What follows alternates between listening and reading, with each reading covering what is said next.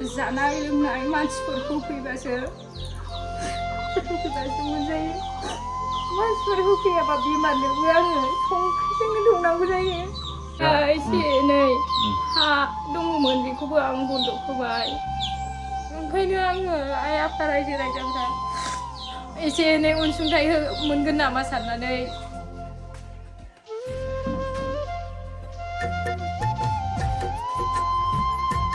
खुलुमबाय लोगोफोर आं दिनै दंफैयो मोनसे दुखुथिया बर' नखरावहाय जाय नखरा मोनसे खैफोदनाव गोग्लैनानै दं नैबे चिरां डिस्ट्रिक्टनि सिङाव थानाय बेरहांगाव एरियानि खल्लबारि गामियावहाय बेवहाय माने मोनसे बर' नखरनि गारजेनानो मोनसे जाब्रबथायजोंहाय जोबोद गोब्राब जखम जानानै दा बिथांखौहाय सिकित्सा होनाय बिथांहा मोजां सिकित्सा मोनाखै बा बिथाङा फाहामथाय दासिम मोनाखै आरो बे समावनो बिनि बिसि जाया माने सासे आइजोआनो बे नखरनि थाखाय बिराद माने खस्थयै सोलिबाय थानांदों सानै गथ'खौ लानानै दा बेनिखायनो नोंथांमोना अनहरनांगोन नैबे सासे बर' आइजोखौ जाया नारा नाथा गावनि जिउ खुंलांनो थाखाय नाजागासिनो दङ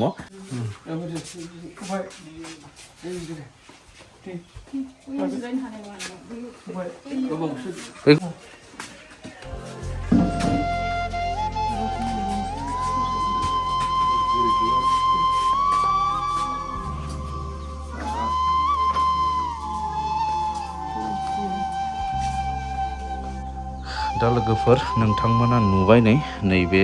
बिथां फंबाय दाब्ला ब्रह्म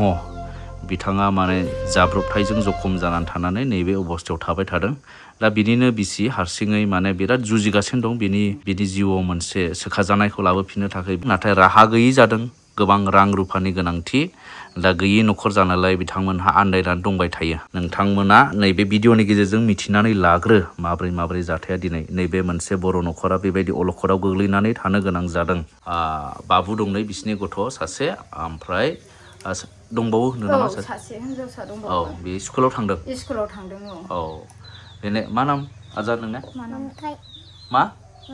मोनथाय खुलुमबाय रायजो राजा आइ आफा बिदा फंबाय आंनो हारसिङै नायनो हासिगोन नामा साननानै थाबाय थादोंमोन खुलुमबाय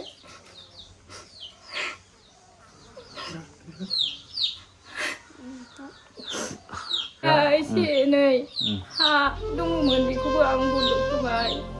एसे एनै दाहार दुहार होबाय आं सासे खुरमा थाइसे थाइनै हरबाय बेजों नायबाय आं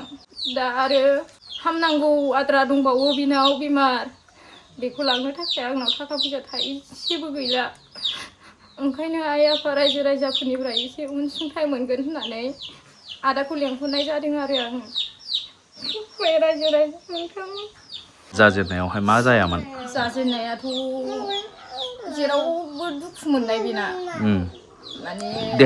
देहायाव माने आथिङाबो डिस्टार्ब आरो आखाइ फारसे जेबो खालामनो हाया बियो जानाय लोंनाय दौनांगौ जानाया मा जाग्रोआमोन जानाया अन्थाइ बारियाव माने बियो बेंथलाव थांदोंमोन आरो आइमोननि न'आव थांदोंमोन ओमफ्राय बेयावनो बे अन्थाइ बारियाव हारसिं जाहैखो ना लोगोजों जाखो बेखौथ' रावबो खोन्थानो रोङा आरो जोङो एक्सिडेन्टखौनो जादों होननानै बुंबाय आरो काजलगाव हस्पिटालाव लानानै थांबाय आरो लानानै थांनानैथ' मानसिया हुस गैखायामोन जाहैबाय आंथ' नुवासै बिनि अखानायैसो आं नुदों आरो ओमफ्रायो हुस गैया बिदिनो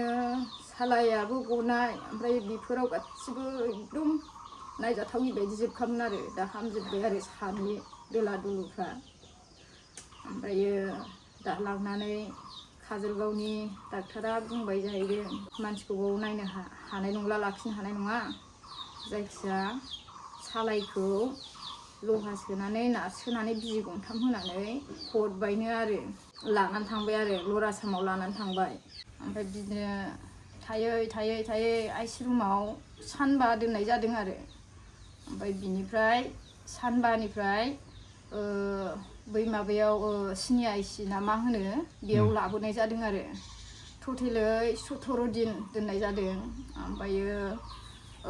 13 दिनाव न'आव लाबोनाय जादोंमोन आरो मानसिखौ न'आव लाबोनानै बिदिनो दोनफैबाय ओमफ्रायो बिसिनायावबो थानो हाया नालाय नैबे गावसिनिफ्राय बायनानै लाबोखानाय ओमफ्राय बेयावनो दोननानै माने मानसिखौबो खाथाबजोबनानैसो दोननांगौ नालाय ओमफ्राय बेयावनो हरसे थानांगौमोन आरो बियो खाथाबनानै बिदिनो उलु खुसु खालामबाय थायो उन्दुनो मोना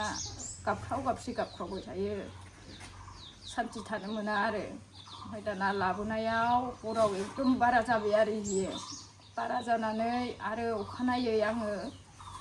पाइपजोंसो दौवोमोन नालाय पाइपखौबो बख'वाखैमोन ओमफ्राय दा पाइपजों दौदोंमोन आरो आं जानाय लोंनायखौ ओमफ्राय बे पाइपआ ब्लक जादों आरो बोआखै मानसिखौ 12:30सोआव आङो लांफिनबाय डाक्टारनाव ओमफ्राय दाना हरसेयावनो बारा जाबाय लांफिननांबाय बाव थांफिनजोब्बाय थाखाबो जाया थाइसेबो फैसा गैला आंनाव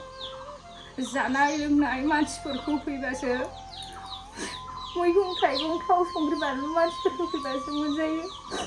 मानसिफोर होफैयाबा बेमारनोबो आङो संख्रिजोंनो दौनांगौ जायो बेबायदि अबस्था जादों बारा थानो हायिखाय आङो जानो दोननाय माइखौनो लामनानै मानसिफोरजों फनजों कन्टेक्ट खालामनानै आं माइखौ मानसिफोरखौ संनो थिनहरनानै माइरं फाननाय जादों आरो माइरं गुन्दै बेबायदि फाननानै आङो जानाय लोंनायखौ सोलिदों आरो होमबाबो आं बेखौ डाक्टारनाव लांनो हाया बे फैसाजों एसे एनै अनसुंथाइ मोनगोन नामा साननानै आदाखौ लेंहरनाय जादों आरो